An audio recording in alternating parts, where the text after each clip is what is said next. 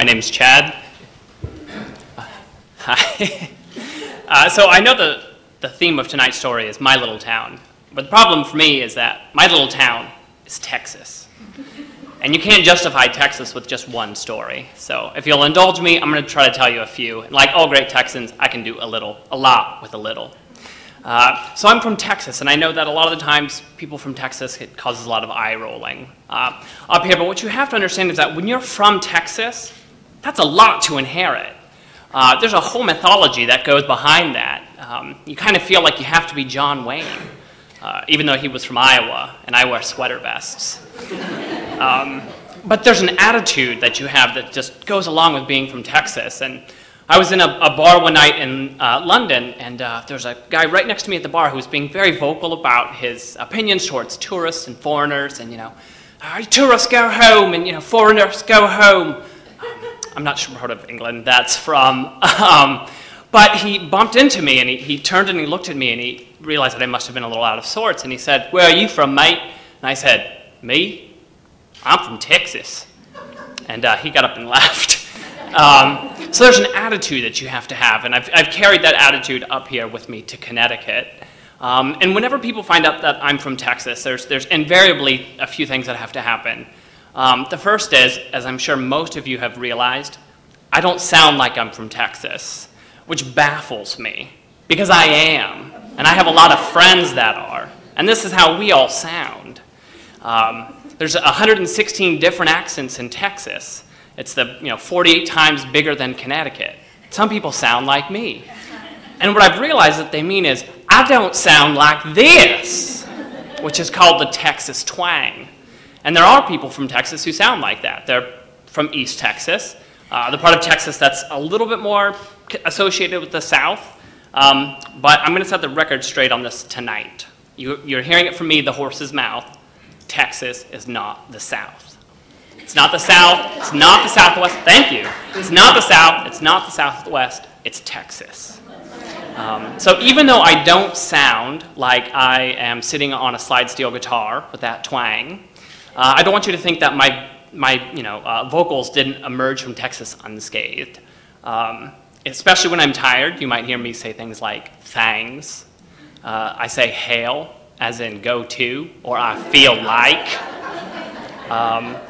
And I even have been known to say misunderestimate, which I'm very disappointed to say is actually a Bushism. But we all know where he's from originally. And in case anybody's wondering, I voted for the other guy. And the second thing that always happens when people find out that I'm from Texas is they have to give me their Texas connection, which is great. Because everybody has a Texas connection. They're like belly buttons. It's, I've got a brother-in-law from Dallas, or my niece is in, is studying in Baylor, in Waco, or I've got a third cousin who had a layover in Houston once. And that's great. I'm always happy to hear that and to relate to them. But what people take for granted is how big Texas is. Okay, Dallas is 6 or 7 hours away from where I'm from. I can tell you more about Manhattan than I can tell you about Dallas. Even being from Texas, sometimes I take it for granted of how big it is until you meet another person from Texas, and then I get to play this great geography game with them. And it goes like this. For this, I'll be playing both myself and the other person. Oh, where are you from? I'm from Trinidad. Okay, great. That's about 15 minutes out of Athens. Okay. That's about 30 miles from Henderson. Sounds great. That's about 2 hours away from Tyler. Okay? And that's 4 hours from Dallas. Oh, I know exactly where you're from. There's actually a shortcut you can take. I'll teach you all a trick. If you do this with your hand, it's actually a facsimile of Texas. It's pretty good. It's a very handsome shape. Texans are naturally proud of their state shape. You should see it in a tortilla chip. That's a very good-looking tortilla chip. But you've got the part that sticks out here where El Paso is, and the Panhandle, and Dallas is up here, and the piney woods and the coastline. And I'm actually from a little town right outside of San Antonio, which is like the 7th or 8th biggest city in the country. We've got 3, by the way, in the top 10. So we're doing pretty good. So I grew up right outside of San Antonio, but it's still in a rural enough town that in high school I dated a girl who drove a truck. It was a Ford. She had her own horse at a stable. She raised pigs and sheep.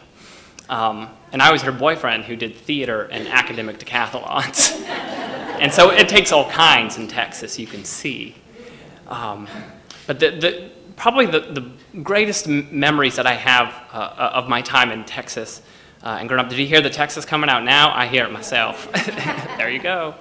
Was the football games and the Friday night lights. And I know people up here are Patriots fans or they're Jets fans.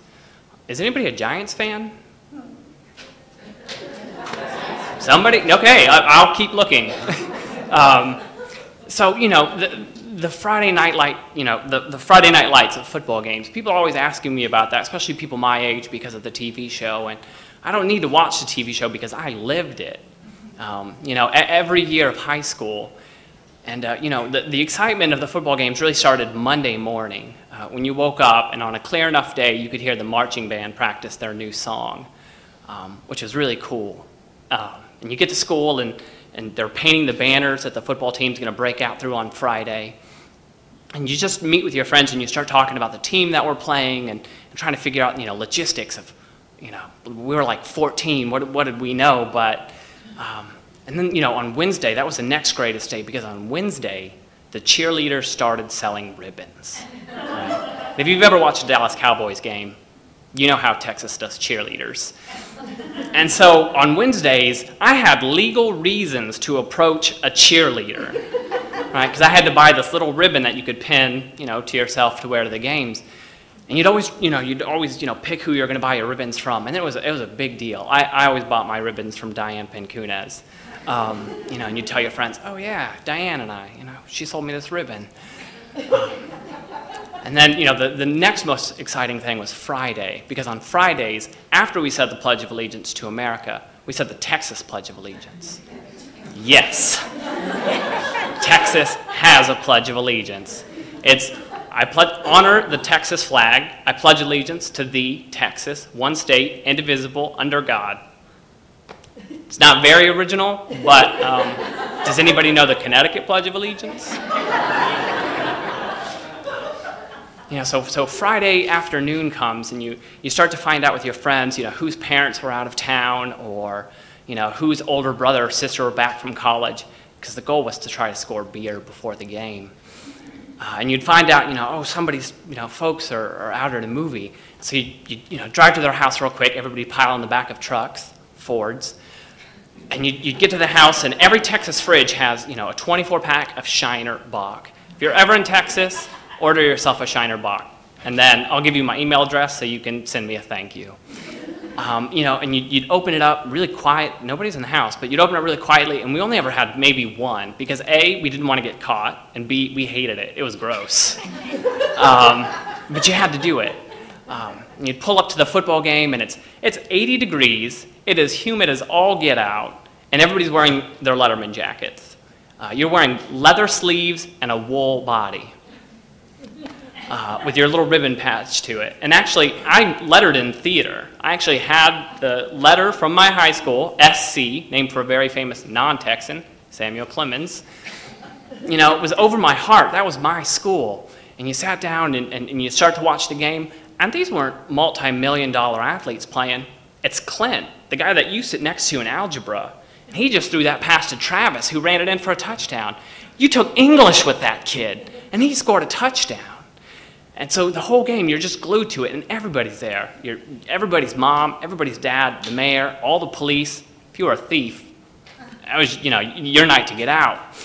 And you watch this game, and I don't even think I ever stayed to the end, because you were just too excited. You couldn't handle it. And in order to cool down, what you do is you would just get in the back of somebody's truck, and you do what in Texas is called riding the loop. Most major cities in Texas are surrounded by highways that just go in a huge loop that just circles it. San Antonio's got 2. And it takes you 2 hours to drive around the whole thing. And you're just in there, and you get far enough out of town where you can actually see stars. And you're passing by these little lit farmhouses. And you just think, why would I want to be anywhere else? I guess at this point, I actually have to admit, I wasn't born in Texas. But I sure as hell got there as fast as I could. Thank you.